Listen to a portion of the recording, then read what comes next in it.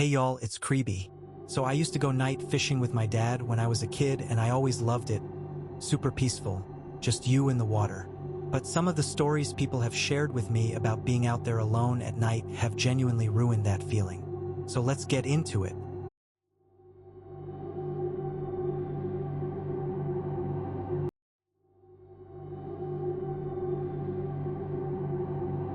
The boat was already out there when I arrived. I know that stretch of Lake Hartwell the way I know my own driveway. I have fished that same dock every August for 11 years. Same spot off Route 181 where the gravel turnout sits behind a stand of loblolly pines. I know which planks flex under weight. I know the smell of the water at midnight, which is different from the smell at dusk, mineral and cool and faintly vegetal. I know what belongs and what doesn't. And a flat-bottomed aluminum boat sitting motionless 40 yards out at midnight with no anchor light, no lantern, no running light of any kind, did not belong. I set my lantern down on the dock and looked at it for a full minute before I did anything else. My first thought was practical. Someone had let a boat drift. It happens, especially with weekend renters who don't tie off correctly. I checked my watch, 12:17. I opened my tackle box, sorted my hooks the way I always do before I cast, and looked up again. The boat hadn't moved. The water was flat enough that it should have drifted at least a few feet in that time. It hadn't moved at all. I picked up my flashlight, a decent mag light I keep in the side pocket of my gear bag, and put the beam across the water. There was someone sitting in it, upright, both hands resting on the gunnels from what I could tell, just sitting there, facing the dock, facing me. I held the light on them for about 10 seconds. They didn't move, didn't raise a hand, didn't turn away from the beam. Most people, you shine a light in their direction at midnight, they react to it in some way. They shield their eyes, they wave, they call out. This person did none of those things. They just sat there and let the light hit them. I lowered the flashlight and stood there thinking it through. My neighbor Darnell keeps a bass boat in the water about a quarter-mile north. I pulled out my phone and called him. It rang 6 times and went to voicemail. I left a message, kept it casual, just asked if he'd taken his boat out tonight and lost track of it. I didn't mention the person sitting in it because I thought maybe I'd misread the shadows. So I put the light back on the water. Still there, still upright, still not moving. I watched for another 10 minutes. I timed it on my watch because that's how I am. I like to have accurate information before I draw conclusions. In 10 minutes, the boat did not move and the person in the boat did not move. The water had a very slight chop from a breeze coming east across the cove, and my lantern flame was guttering a little with it, and the pines behind me were making a sound like slow breathing. The boat rode the small waves the way a boat does, just slightly, just the natural bob of something floating. The person rode those waves with it, which told me there was actual weight in the boat. It wasn't a decoy, it wasn't a trick of light. It was a person. I called out. I said, "Hey, you need help out there?" Nothing. No response, no movement. I tried again, louder. "Are you all right? Do you need assistance?" Same result. Just the water and the pines and the lantern. Here is where I should tell you I packed up and left. That is what a reasonable person does. I am a land surveyor by trade. I have spent the better part of 20 years making careful observations and acting on them deliberately, and the deliberate action in this situation was clearly to get off the dock. I knew that. I even picked up my tackle box. And then I put it back down because I thought about the possibility that whoever was out there was incapacitated in some way, medical event, too much to drink, and I'd driven home while they'd needed help. I found an old canoe paddle leaning against the dock post that somebody had left there, probably that summer. I thought I could use it to pull the gunnel close enough to check on them. I didn't have a second boat, so I just stood at the edge of the dock and extended the paddle out toward the water, uselessly, which I realized immediately. I wasn't thinking clearly. I stood there feeling stupid with the paddle in my hand, and I looked at the person in the boat, and I noticed something I hadn't registered before. They were wet. I mean, completely wet. In the flashlight beam, I could see their clothes were saturated. Their hair, if it was hair, was flattened against their head the way it gets when someone's been submerged. And I could see, now that I was looking more carefully, that there was water pooled in the bottom of the boat. Not a lot, maybe an inch or two, but enough to see it catching the light. I thought they fell in, they climbed back in, they're in shock. Shock explains the stillness, the non-response. I pulled out my phone to call 911, and that's when the figure in the boat stood up. Stood up slowly, the way you do when your legs are stiff, and turned, and sat back down facing away from me toward the far bank. I did not call 911. I stood on that dock for another 4 minutes and I watched the boat, and the boat drifted, now slowly moving away in the direction of the opposite shore. I drove home. I did not sleep well. In the morning I called Darnell again, and he picked up this time. I described the boat, aluminum, flat-bottomed, about a 14-footer. He said that sounded like the Pryor family's boat, and that the Pryor place was the old property about a mile up the eastern bank, and that the family didn't use it much anymore. I asked why not. He was quiet for a second, and then he said, "Man, their son drowned out there. This was maybe 3 years back. Night fishing, went in and never came up. They never found the body." I didn't say anything for a moment. Then I said, "Which side of the dock did they find his gear on?" Darnell said, "What?" "When they found his gear the next morning, which side of the dock was it on?" Darnell said, "I don't know, the Route 181 side, I think. The gravel turnout there off the pine trees." "Why?" "I have been going to that dock for 11 years. I know it well enough to know this. There is no aluminum boat in that cove. There is no Pryor property on the eastern bank, and Darnell does not own a base boat." I invented all of that in the 11 seconds between hanging up my phone and dialing again, because I needed to hear someone explain it away, and I was so desperate that I called no one at all, sat in my truck in my own driveway, and had both sides of a conversation by myself. Whatever was sitting in that boat knew my dock. It had been waiting at the place where someone had gone into the water and not come back. And when I shined my light on it, it didn't flinch, because it had already been in the dark for a very long time.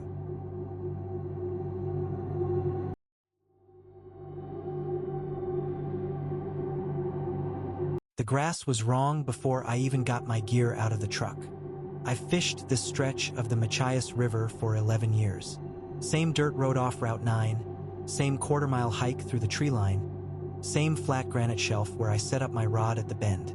I know what that riverbank looks like at 1 in the morning because I've walked it in the dark more times than I can count. The tall grass between the trees and the water, the reed grass that grows chest-high in July, it stands. That's the thing about reed grass. Stands even in wind. But when I came out of the tree line and swept my headlamp across the bank, it wasn't standing. A section of it, maybe 12 feet wide, had been completely flattened into the ground, pressed flat and pointing toward the water in a single direction, like a finger, like something had been pushed through it or dragged. I stood there for a moment and I just looked at it. Then I told myself it was a deer, probably a deer that got into the river to cool off, or a doe that came down to drink and spooked. Deer are heavy. Deer can flatten grass. I told myself that and I kept walking. The flattened path was about 40 feet long. I made myself walk the length of it before I set up, which is something I wouldn't normally do. I'm not a cautious person by nature. My wife tells me I argue with things instead of being afraid of them, and she's right, that's accurate. So I walked the path and I looked at it with my headlamp and I tried to find the part that would make it make sense. The grass wasn't just bent. It was matted, compressed in a way that felt like sustained weight rather than something passing through. And it was wide. I kept coming back to that. 12 feet is wide. A deer is maybe 3 feet across at the body. Even 2 deer moving together wouldn't flatten a path that wide with that kind of uniformity. The edges of the flattened section were almost clean, like borders, like something with defined edges had come through rather than an animal moving with legs that would leave a more irregular shape. I noted this. I didn't like it, but I noted it. I set up my rod anyway. That's who I am. I got my line in the water by about 10 past 1, and I sat on the granite and I drank my coffee from the thermos and I kept my headlamp off because I don't like light on the water when I'm fishing.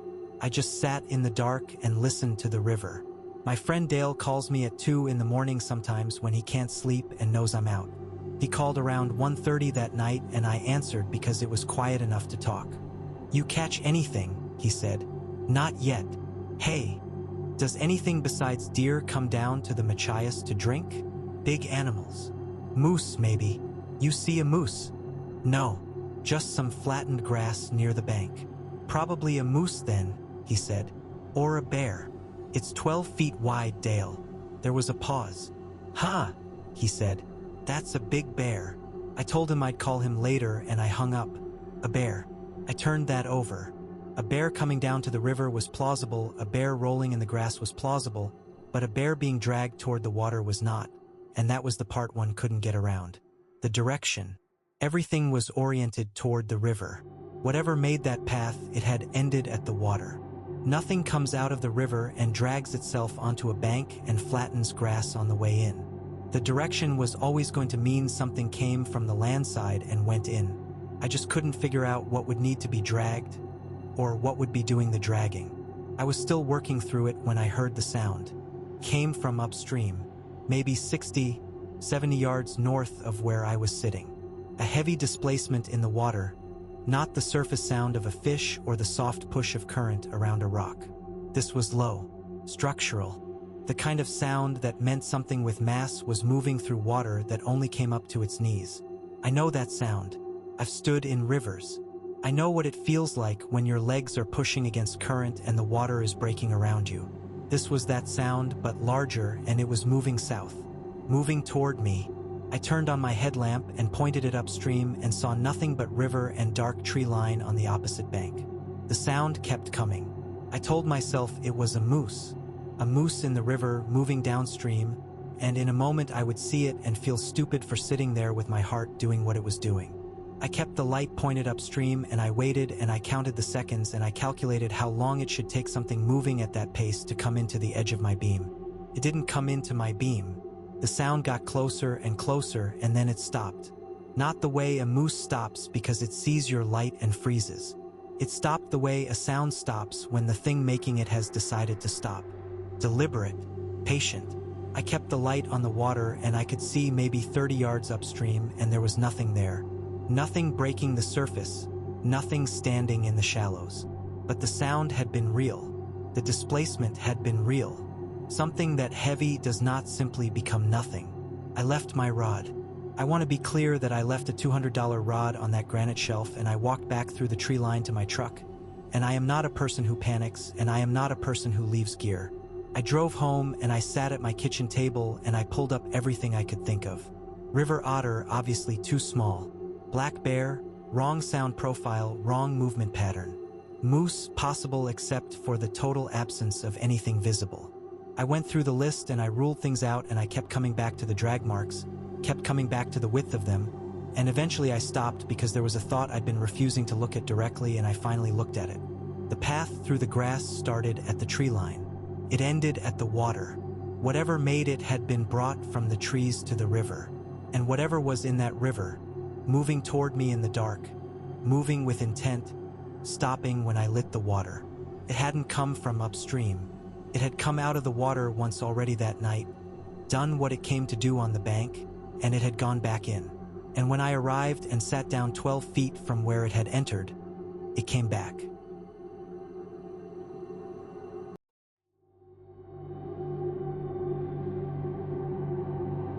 He was just standing there. That's what hit me first, before I even really registered what I was looking at.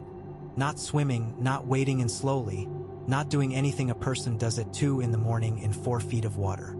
Just standing. I fish Crater Lake 3, sometimes 4 nights a week. Have for about 6 years. It's a habit I picked up after my divorce. Something to do with the quiet hours when the house feels too big. I keep a beat-up lawn chair, a headlamp, 2 rods, and a tackle box I've had since high school. The shallow end, where the creek mouth fans out into the reservoir, is where the bass push in on warm nights, and in 3 years of fishing that specific stretch, I have never once seen another person out there past 10. Not a soul. That's part of why I go. It was a Tuesday in early October, probably 60 degrees, maybe a little less. I'd had a slow night, only 1 keeper, and I was breaking down my second rod when my headlamp swept across the water and caught him. A man, standing in the shallows about 60 feet down the bank from me, waist deep, fully dressed from what I could see, not moving. My first thought was that he was having some kind of medical episode. A stroke, maybe. I'd seen a guy at the hardware store go down from one last spring, that same horrible stillness right before his legs went. I called out to him, "Hey, you doing okay out there?" He turned his head toward me, not his body, just his head, rotating slow on his neck like he had all the time in the world, until he was looking directly at my light. He didn't say anything. He didn't move anything else. The water around him was completely flat. I told myself that meant he was fine. If he were having a stroke, he probably couldn't have turned toward my voice like that. I set down my rod and took a few steps in his direction. "You need help? You need me to call somebody?" Nothing. Just that face pointed at me. I couldn't make out any features from where I was. Just the shape of a head, a neck, the dark mass of his shoulders above the waterline. My chest had gone tight in that specific way it does when something is wrong but you don't want to admit it yet. The feeling before the thought catches up. I kept moving toward him, slower than I should have.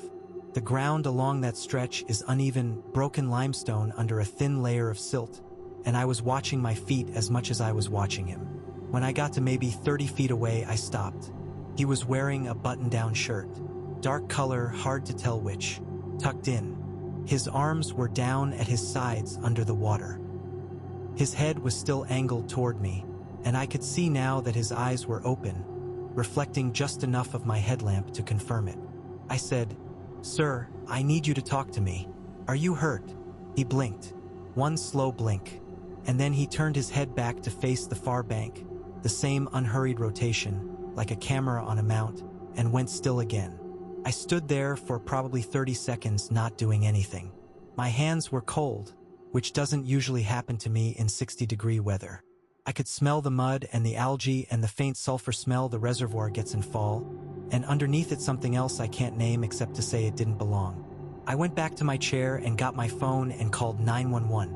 I told the dispatcher there was a man standing in the water and he wasn't responding and I didn't know if he was okay. She asked me to stay on the line. I watched him while I waited. He didn't move. Not once. The water stayed flat around him. No ripples, no shifting of weight. Nothing a person standing in a natural body of water does when they're just standing there. The deputy who showed up took about 20 minutes. By then I was sitting in my truck with the engine running and the doors locked, which I'm not too proud to admit. I got out when I saw his lights. I pointed him toward the water. The deputy walked the bank with his flashlight until the beam found the spot where the man had been. He came back to me after a minute. "There's nobody out there," he said. He was right there, 30 feet off the bank. He looked at me in that particular way cops look at you when they've already made their decision. But he was decent about it, walked the shoreline twice, even shone his light out across the open water. Nothing. I didn't sleep that night. I kept rationalizing it. Someone messing around. Someone in a bad mental state who got out of the water and walked off while I was calling. It happens. People do strange things. 11 days later, they pulled a man out of Crater Lake 3/4 of a mile from where I fish. A local man, 61 years old. He had been in the water, according to the county report I found online, for somewhere between 2 and 3 weeks. He was wearing a dark button-down shirt, tucked in. The medical examiner put his time of death in early October. I have done the math more times than I can count, and it always comes out the same. The night I saw that man standing in the shallows, the night he turned his head toward my light, he had already been dead for somewhere between 2 and 7 days. He wasn't standing in the water waiting to be found. Whatever I saw turn its head toward me, slowly, without moving anything else, was not waiting for anything at all. And that is what I cannot get past, because the dead don't move, but something out there did. So yeah, next time someone invites you on a solo night fishing trip, maybe just say you're busy. Anyway, if you've got your own weird lake stories, drop them below or send them my way. Like and sub if you're new around here. And as always, friends, keep the lights on.